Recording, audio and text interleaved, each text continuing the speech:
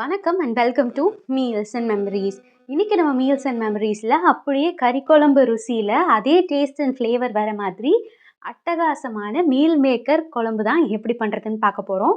அப்படியே இது வந்து பார்த்திங்கன்னா ட்ரெடிஷ்னலாக நாட்டுக்கோழி குழம்புலாம் வைப்போம்ல, அந்த ஃப்ளேவர் அண்ட் டேஸ்ட் வந்து கண்டிப்பாக இருக்கும். அதே மாதிரி எனக்கு வந்து ஒரு 20 நிமிஷம் அந்த மாதிரி தான் டைம் இருக்குது. அதுவும் இட்லி, தோசை, பணியாரம், சாதத்துக்கு இதுக்கு மாதிரி எல்லாத்துக்கும் பொருந்துகிற மாதிரி ஒரு குழம்பு வைக்கணும் அப்படின்னா கண்டிப்பாக இதை வந்து செஞ்சு பாருங்கள். ஃபஸ்ட்டு நம்ம இந்த மாதிரி ஒரு கடாயை எடுத்துகிட்டு அதில் ஒரு 25லேருந்து 30 போல் சின்ன வெங்காயம் சேர்த்துக்கலாம். கூடவே ஒரு 2 வரமிளகா உங்கள் காரத்துக்கு தகுந்த மாதிரி சேர்த்துக்கோங்க. 5-6 பல் பூண்டு, 1 ஸ்பூன் அளவுக்கு சீரகம், 1 ஸ்பூன் அளவுக்கு மிளகு சேர்த்துட்டு நம்ம வந்து கொஞ்சமாக எண்ணெய் சேர்த்துட்டு நம்ம இதை வந்து அடுப்பில் வச்சு நல்லா வந்து வதக்கி எடுத்துக்கணும். வெங்காயத்தோட நிறம்லாம் நல்லா மாறி வர அளவுக்கு நம்ம வந்து வதக்கிக்கணும். நம்ம செய்கிற குழம்புலலாம் டேஸ்ட் வந்து பார்த்திங்கன்னா எந்த அளவுக்கு வதங்குதோ அந்தளவுக்கு டேஸ்ட் வந்து நல்லாயிருக்கும். ஸோ இதை நம்ம நல்லா வதக்கி எடுத்துக்கலாம். கண்டிப்பாக புரட்டாசி மாதத்தில் நமக்கு வந்து எல்லாத்துக்குமே இந்த நான்வெஜ் கிரேவிங்ஸ் இருக்கும். ஸோ நீங்கள் வந்து கண்டிப்பாக இதை செஞ்சு பாருங்கள். அப்படியே நான்வெஜ் சாப்பிட்ட டேஸ்ட்டே இல்லைன்னா கூட அந்த கிரேவிங்ஸ் கொஞ்சம் குறையிற அளவுக்கு கண்டிப்பாக இருக்கும். இப்போ பாருங்கள், வெங்காயம் நல்லா வதங்கிருச்சு. இந்த ஸ்டேஜில் நம்ம வந்து தக்காளி சேர்த்துக்கலாம். நான் வந்து 2 தக்காளியை இந்த மாதிரி ரஃப்பாக கட் பண்ணிவிட்டு சேர்த்துருக்கேன். நம்ம இதை அரைக்க தான் போகிறோம் அப்படிங்கிறதுனால ரொம்ப ஃபைனாக பொடியாக கட் பண்ணணும் அப்படிங்கிற அவசியம் கிடையாது. இந்தளவுக்கு ரஃப்பாக கட் பண்ணிவிட்டு நம்ம சேர்த்துக்கிட்டாலே போதுமானது. இப்போ தக்காளியும் நல்லா வந்து வதங்கிருச்சு. இந்த ஸ்டேஜில் ஒரு 2லிருந்து 3 கைப்பிடி அளவுக்கு பொட்டுக்கடலை சேர்த்துக்கலாம்.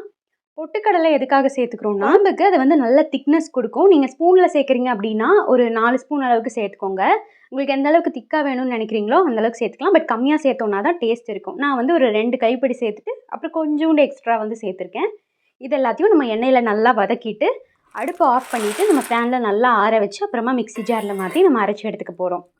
அடுத்ததாக நம்ம மீல் மேக்கரை ஊற வச்சுக்கலாம். நான் வந்து 1 கப் அளவு இருக்கிற மீல் மேக்கரை தண்ணி இந்த மாதிரி நல்லா கொதிச்சு வரும்போது அடுப்பு ஆஃப் பண்ணிவிட்டு சேர்த்துக்கிறேன். அது ஒரு 20லேருந்து 25 நிமிஷம் போல் நல்லா தண்ணியிலே ஊறினதுக்கப்புறமா நம்ம இந்த மாதிரி சாதாரண பச்சை தண்ணியில் ஒரு 2லிருந்து 3 தடவை நல்லா அலசிட்டு அதுக்கப்புறமா இந்த மாதிரி கையால் நல்லா புழிஞ்சு எடுத்துக்கணும். இந்த அளவுக்கு நம்ம நல்லா புழிஞ்சு எடுக்கிறோமோ அந்தளவுக்கு டேஸ்ட் வந்து இது குழம்பு வந்து டேஸ்ட்டாக இருக்கும். குழம்போட டேஸ்ட் ஆக்சுவலாக இதுலேயுமே இறங்கும். ஸோ அதை நம்ம தனியாக எடுத்து வச்சுட்டு நம்ம வந்து செய்ய ஆரம்பிச்சிடலாம். நம்ம இன்றைக்கி மீல் மேக்கர் குழம்பு வந்து பார்த்தோன்னா ப்ரெஷர் குக்கரில் தான் பண்ண போகிறோம். ஸோ நம்ம வந்து சட்டுனே பண்ணிடலாம். நம்ம வந்து குக்கரில் ஒரு 3 ஸ்பூன் அளவுக்கு எண்ணெய் சேர்த்துக்கலாம். எண்ணெய் நல்லா காஞ்சி வந்ததுக்கப்புறமா கடுகு, உளுத்தம்பருப்பு, கடலைப்பருப்பு கலந்து வச்சுருக்கேன், அதையும் நம்ம வந்து சேர்த்துக்கலாம். அதையும் சேர்த்துட்டு அதில் கடுகுலாம் நல்லா பொரிஞ்ச உடனேயும் நம்ம வந்து வெங்காயம் சேர்த்துக்கலாம். நான் வந்துட்டு இன்றைக்கி பார்த்திங்கன்னா ஒரு பெரிய வெங்காயத்தை இந்த மாதிரி நீல வாக்கில் தின் ஸ்லைசஸாக வந்து கட் பண்ணி எடுத்திருக்கேன். அதை நம்ம வந்து சேர்த்துக்கலாம். வெங்காயம் நல்லா கலர் மாறி வர வரைக்கும் நம்ம வந்து வதக்கிக்கணும். நம்ம வந்து வெங்காயம் வதக்கும் போதே ஒரு கைப்பிடி அளவு கொத்தமல்லி தலையும் சேர்த்துட்டு நம்ம வந்து வதக்கிக்கலாம். பொதுவாக எல்லாருமே கொத்தமல்லி தலையை குழம்பு இறக்கும்போது சேர்ப்பாங்க. ஆனால் நீங்கள் இந்த மாதிரி வித்தியாசமாக வெங்காயம் வதங்கும் போதே சேர்த்து பாருங்கள். குழம்புல வந்து நல்ல மணமும் வாசனை எல்லாமே வந்து நல்லாயிருக்கும். டேஸ்ட்டுமே வந்து நல்லா எடுத்து கொடுக்கும். ஸோ இந்த அளவுக்கு கொத்தமல்லி, வெங்காயம்லாம் நல்லா வதங்கினதுக்கப்புறமா ஒரு பிஞ்ச் அளவுக்கு மஞ்சத்தூள் சேர்த்துக்கிட்டு கூடவே நான் வந்து இன்றைக்கி ஒரு 2லிருந்து 3 ஸ்பூன் அளவுக்கு சிக்கன் மசாலா சேர்த்துக்கிறேன். நம்ம இன்றைக்கி நாட்டுக்கோழி குழம்பு அந்த ஸ்டைலில் பண்ண போகிறது அப்படிங்கிறதுனால நான் வந்து சிக்கன் மசாலா சேர்த்துருக்கேன், அந்த டேஸ்ட் அண்ட் ஃப்ளேவர் வர்றதுக்காக. உங்களுக்கு வந்து சிக்கன் மசாலா சேர்க்க விருப்பம் இல்லை அப்படின்னா நீங்கள் வந்து கறி மசாலா கூட சேர்த்துக்கலாம். இந்த மசாலா சேர்க்கும்போது அடுப்பை வந்து சிம்மில் வச்சுட்டு இதை வந்து நல்லா வதக்கி விட்டுருங்க. ஒரு 2 நிமிஷம் போல் இது வந்து நல்லா எண்ணெயிலேயே வதங்கி வரட்டும். தீஞ்சிராமல் பார்த்துக்கிறதுக்கு தான் நம்ம வந்து அடுப்பை சிம்மில் வச்சுட்டு வதக்குறோம். ஸோ இந்த கேப்பில் நம்ம ஏற்கனவே வதக்கி ஆற வச்சோம் இல்லையா, அது வந்து நல்லா ஆறிடுச்சு.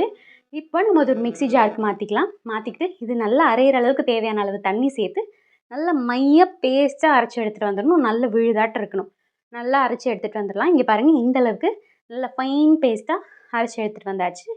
இப்போது நம்ம குக்கரில் மசாலாலாம் வதக்கி விட்டுருந்தோம் இல்லையா, வெங்காயம் வதக்கினதுக்கப்புறமா மசாலா சேர்த்து அதை வதக்கிட்டு இருந்தோம் இல்லையா, அதில் நம்ம அரைச்சி வச்சுருக்க பேஸ்ட்டையும் சேர்த்துட்டு மிக்ஸி அலசின தண்ணி சேர்த்துட்டு கூடவே உங்களுக்கு குழம்பு எந்த அளவுக்கு திக்காக வேணும்னு நினைக்கிறீங்களோ அந்தளவுக்கு தண்ணி சேர்த்துக்கலாம். நம்ம வந்து ப்ரெஷர் குக்கரில் தான் பண்ணுறோம் அப்படிங்கிறதுனால ரொம்ப ஜாஸ்தியாக தண்ணி சேர்க்க தேவையில்லை. ஏன்னா தண்ணி வந்து பெருசாக குறையாது. நீங்கள் எந்த அளவுக்கு தண்ணி சேர்க்குறீங்களோ அது மேக்ஸிமம் அதுலேருந்து கொஞ்சமாக தான் கம்மியாக இருக்கும், இல்லைனா அப்படியே இருக்கணும், அந்த மாதிரி தான் இருக்கும். ஸோ அதுவும் நல்லா கொதிச்சதுக்கப்புறமா நம்ம வந்து தனியாக நல்லா புழிஞ்சு எடுத்து வச்சுருந்தோம் இல்லையா மீல் மேக்கர், அதை இன்னொரு தடவை கூட புழிஞ்சு எடுத்துகிட்டு நம்ம வந்து சேர்த்துக்கலாம். கூடவே குழம்புக்கு தேவையான அளவு கல்லுப்பு சேர்த்துக்கிட்டு அதை வந்து நல்லா இந்த மாதிரி கலந்து விட்டுட்டு நம்ம வந்து குக்கர் மூடி போட்டு விசில் போட்டுக்கலாம். விசில் போட்டுட்டு ஒரு 3லிருந்து 4 விசில் விட்டு எடுத்துக்கலாம். இது வந்து ஈஸியாவே வெந்துரும். பட் இருந்தாலும் நல்லா வேக வைக்கிறதுக்காக நம்ம ஒரு 3லேருந்து 4 விசில் போட்டு எடுத்துக்கிறோம். அவ்வளோதான் அருமையான மீல் மேக்கர் குழம்பு வந்து ரெடி ஆயிடுச்சு. அதுவும் கறிக்குழம்பு சுவையில.